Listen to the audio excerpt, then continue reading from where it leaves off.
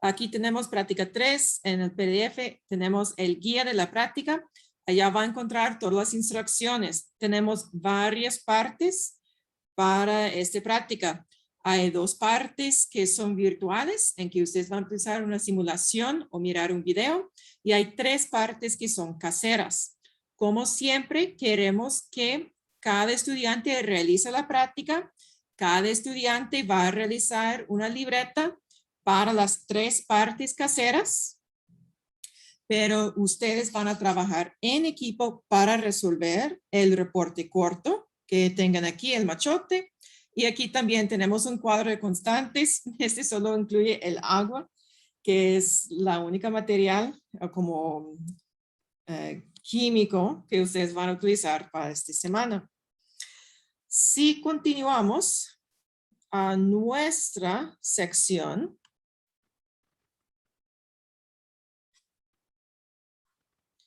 van a ver un recordatorio de los cambios a la fecha límite de cada evaluación, tomando en cuenta que la mediación virtual estará fuera de servicio entre viernes en la noche hasta domingo en la tarde.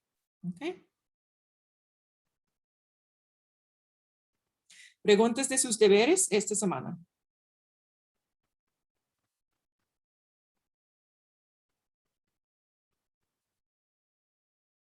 Bueno, ahora voy a darles una pequeña introducción. En caso de que no han visto tanto la teoría para esta práctica o simplemente para enfatizar algunas partes que son muy importantes. Entonces vamos a empezar con la presión de vapor y el punto de ebullición. Como sabemos, cada sustancia que sea sólido o líquido de verdad tiene cierta presión de vapor. Es decir, que aunque tenemos un sólido en el congelador, por ejemplo, el hielo en el congelador, siempre hay un equilibrio en que algunas moléculas del agua, hielo, se convierte en un vapor. Y esta presión de vapor, es decir, la cantidad de vapor que existe, depende en la identidad de la sustancia, es decir, por sus fuerzas intermoleculares, depende en la temperatura en que se encuentra la sustancia. Y lo que podemos notar es que la presión de vapor siempre aumenta con la temperatura. ¿Por qué? Porque para pasar de líquido o sólido al vapor, la molécula tiene que superar las fuerzas intermoleculares.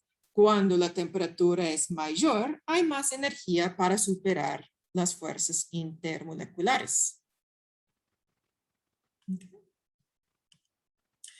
Entonces, aquí notamos que el éter dietílico tiene esta estructura molecular y en comparación a las otras sustancias aquí, su presión de vapor es muy alta. Es porque el éter dietílico es poco polar y no puede formar puentes de hidrógeno entre sí. Es decir, esta molécula con otra molécula idéntica no puede formar puentes de hidrógeno. Entonces, es relativamente fácil para sus moléculas escapar de la fase líquido a la fase de vapor. Aquí notamos, ese es el etanol y su presión de vapor es menos que el éter dietílico, pero es más que el agua. Entonces, ese es porque es ligeramente, es polar, no tan polar como el agua. Puede formar puentes de hidrógeno, no tantos puentes de hidrógeno como el agua. Por lo tanto, sus fuerzas intermoleculares son más fuertes y su presión de vapor es menor. Entonces, ¿qué va a ocurrir conforme aumentamos la temperatura?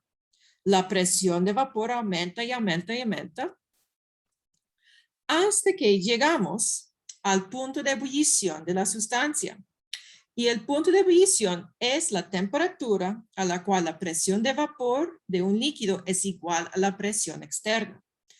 Típicamente, si estamos en un día normal, a una elevación normal, la presión externa es aproximadamente 760 torr, también conocido como 770 atmósferas, 760 milímetros de mercurio, que es una atmósfera, ¿verdad? Entonces, ¿qué va a ocurrir? Cuando por fin la temperatura ha aumentado lo suficientemente para que la presión de vapor es igual a la presión externa, lo que va a ocurrir es la formación de burbujas. ¿Okay? Básicamente, la presión del vapor en la burbuja debe ser igual a la presión externa más la presión hidrostática por el líquido encima de la burbuja. Cuando estamos en la casa, cuando estamos en el laboratorio, típicamente podemos ignorar esta presión hidrostática por el líquido encima de la burbuja. Pero si estamos al fondo de un lago o al fondo del mar, este va a tener un efecto profundo sobre el punto de ebullición del líquido. ¿Por qué?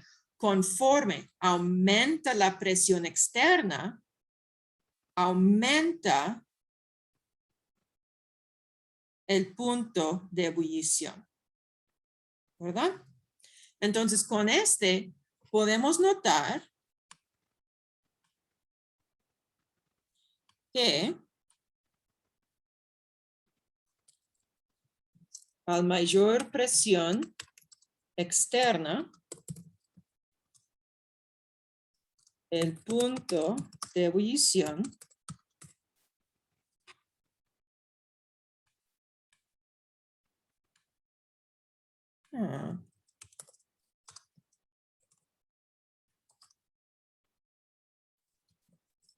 aumenta.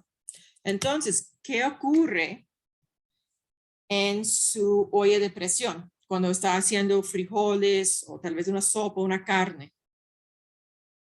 Usted va a tener el agua dentro de la olla de presión, está hirviendo a una temperatura mayor.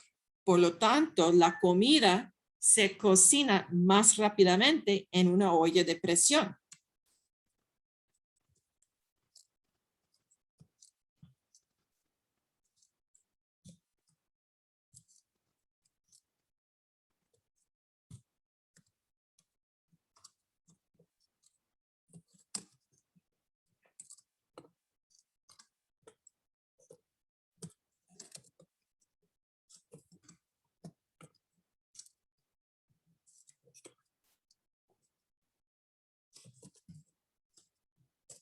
¿Okay?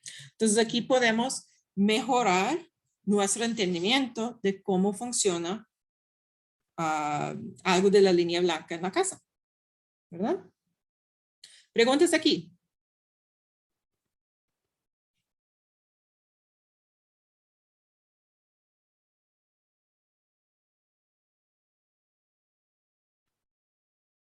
Todo claro, profe. Ok.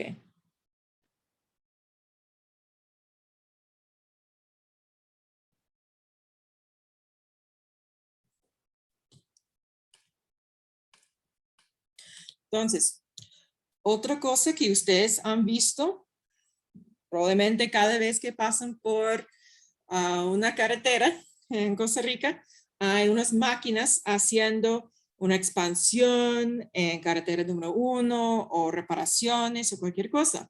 Entonces, ¿cómo es posible que esas máquinas tengan tanta fuerza? Ellos utilizan pistones hidráulicos, también conocido como émbolo hidráulico o cilindro hidráulico. ¿Okay? Y este es un sistema muy sencillo. Aquí tenemos el pistón y queremos extender o retraer una parte. Y este va a forzar que la grúa o el palo, cualquier cosa, se mueve. ¿Okay? Entonces podemos forzar que el agua entra en este lado para mover y hacer una extensión. y es en este caso, si hay agua aquí, puede salir, o podemos hacerlo al revés y podemos forzar bajo presión extrema agua a este lado, empujando agua aquí afuera. Y si estamos empujando el agua aquí a presiones altísimas, este va a moverse y hace una retracción. Entonces vamos a hacer un experimento. Eso se llama diagramas de fase.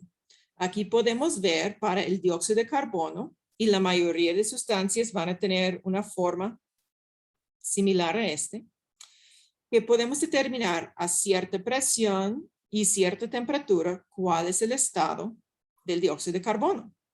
Y es lógico, si estamos a una atmósfera, empezamos a temperaturas muy bajas, el sólido, y llegamos a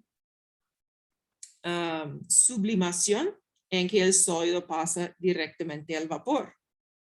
Si aumentamos la presión, el sólido va a pasar por la fase líquido y después por la fase de vapor.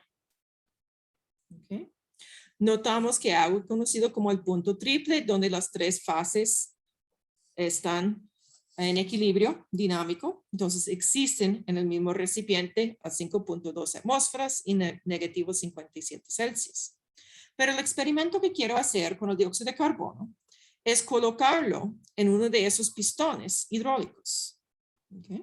Entonces, yo voy a tener a la temperatura ambiental, digamos que es por aquí, el vapor de dióxido de carbono, voy a ponerlo bajo un montón de presión. Voy a aumentar y aumentar y aumentar la presión. Y notamos que el dióxido de carbono va a condensar a un líquido. Y eventualmente, bajo más y más presión, el líquido va a congelar al sólido. Y si se congela, no puede fluir y mi grúa o mi máquina va a dejar funcionar. Entonces vamos a hacer el mismo experimento, pero con el agua. En el caso del agua, voy a tener, un líquido y yo voy a empezar a aumentar y aumentar y aumentar la presión. Y mira, por la pendiente negativa de esta frontera entre sólido y líquido, este corresponde al punto de fusión. Yo puedo aumentar la presión hasta cientos de atmósferas y nunca va a convertir el líquido en el sólido. Entonces, en esas máquinas podemos poner presiones increíbles y el agua va a seguir siendo un líquido y va a fluir y nunca se va a congelar y romper la máquina. ¿Está bien? Entonces puedo comprimir el vapor al líquido, pero no puedo comprimir el líquido hasta un sólido, en el caso de agua. Entonces, ¿por qué el agua es tan raro? Este tiene que ver con su habilidad de formar puentes de hidrógeno. Aquí vamos a notar un diagrama muy crudo para el agua líquido que está bien desorganizado y formando varios puentes de hidrógeno. Aquí tenemos el agua sólido. Y lo que podemos notar es que en el sólido tenemos un cristal para optimizar o maximizar la cantidad de puentes de hidrógeno. En el sólido, cada molécula de agua está formando 3 y no puede verlo en este diagrama, pero de verdad va a formar 4 puentes de hidrógeno.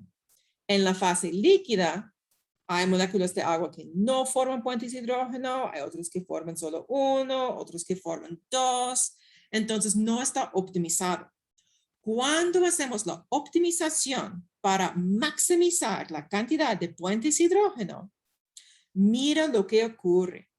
Esta geometría resulta en huecos donde no hay moléculas y podemos ver que el hielo sólido es menos denso que el agua líquida, ¿verdad? Y ustedes tal vez han notado en su vida diaria. Si colocan un vaso de agua bien lleno, muy lleno, en el congelador, cuando se congela por completo, el hielo está saliendo del vaso o de la botella. Es porque el hielo es menos denso que el agua líquida. Aquí podemos ver, esa es la densidad de agua y cómo varía con la temperatura. Como podemos anticipar, al principio, menor temperatura resulta en mayor densidad. Menor temperatura, hay menos movimiento, entonces las moléculas están más cerca una a otra. Pero después del punto de fusión a 0 Celsius, notamos que la densidad disminuye. Disminuye porque cuando se congela y forma esos cristales, forma canales, huecos muy grandes que pasan por todo el cristal de hielo. Entonces, notamos en ese diagrama anterior, cuando aumentamos la presión, cualquier sustancia siempre va a pasar del menos denso a más denso y aún más denso. Por ejemplo, aquí a 0 Celsius, a muy baja presión, empezamos al vapor, aumentamos la presión, se condensa a un sólido, deposita de verdad, y el sólido con más y más presión convierte en el estado más denso, el líquido. Con la mayoría de las sustancias, cuando hacemos empezamos al vapor con más y más presión, el líquido es más denso y más presión resulta en un sólido que es aún más denso. ¿Okay? Otra consecuencia que es muy linda de esta configuración, esta geometría molecular o geometría cristalina del agua, es que es la base de la forma de los cristales de nieve. Entonces notamos que hay 6 vértices, 6 lados. Mire aquí, está completamente basado en el hexágono, en 6 lados, 6 vértices. Y hoy hemos escuchado que cada cristal de nieve es único, correcto, pero su forma está basado en la estructura molecular del agua y sus fuerzas intermoleculares. Preguntas aquí o comentarios.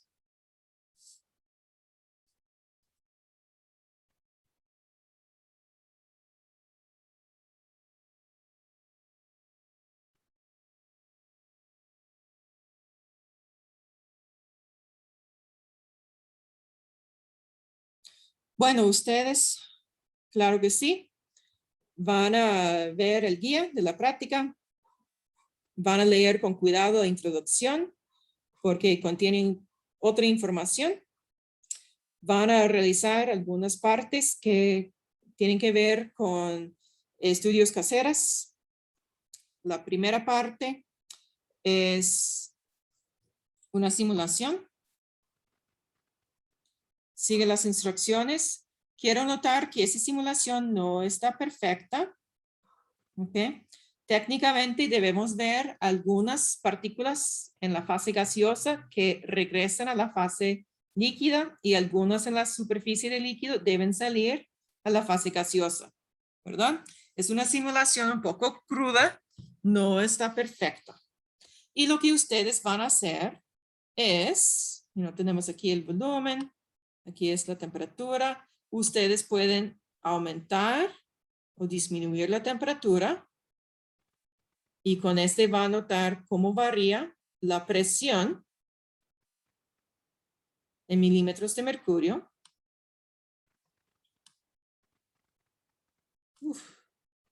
Okay. Y también este gráfico es la fracción de moléculas y su energía. Y aquí tenemos energía de escape. Básicamente, la energía mínima necesaria para sobrepasar las fuerzas intermoleculares y pasar desde el líquido a la fase vapor. Podemos notar que la energía de escape no está cambiando por nada de eso, solo por la identidad del líquido. Lo que sí va a variar es la forma de la distribución de las moléculas. Entonces, el área bajo la curva es el total de moléculas en la muestra.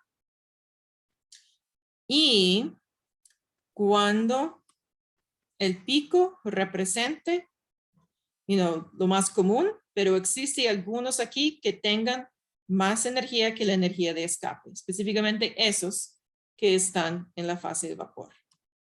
Podemos notar cómo varía la curva con la temperatura. ¿Preguntas aquí?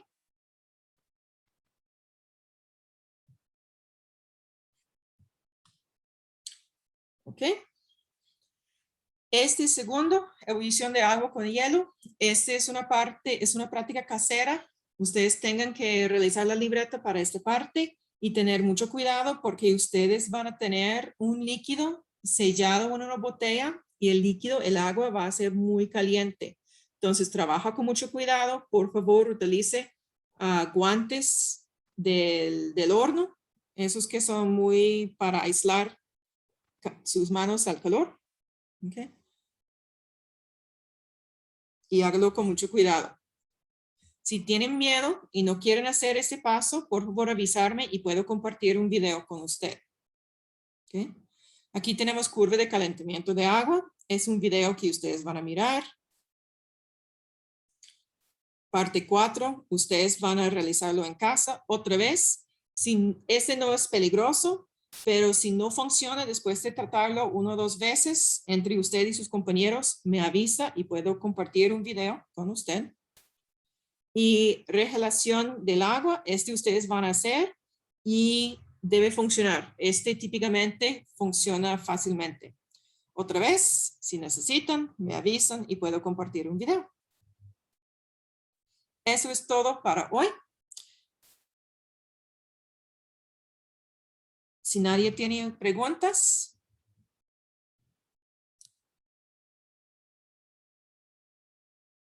Profe, Sí, dígame. para la libreta entonces solo sería del 2 al 5 los pasos, procedimientos. El procedimiento, hay 3. Es procedimiento parte 2, ebullición de agua con hielo. Parte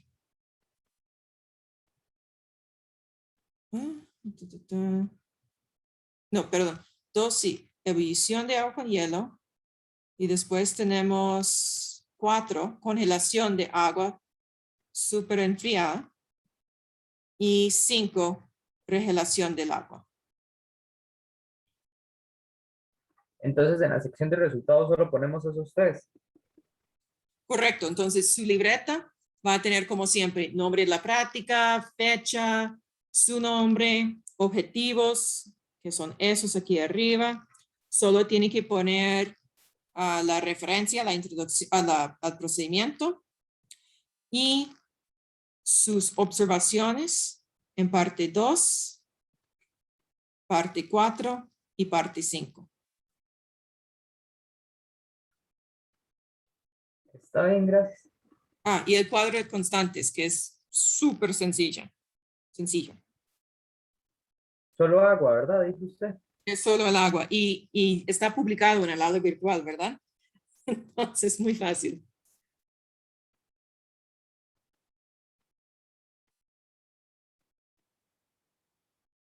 ¿Algo más con mucho gusto? Yo creo que no, profe. Ok, bueno, muchas gracias por su tiempo, por su atención.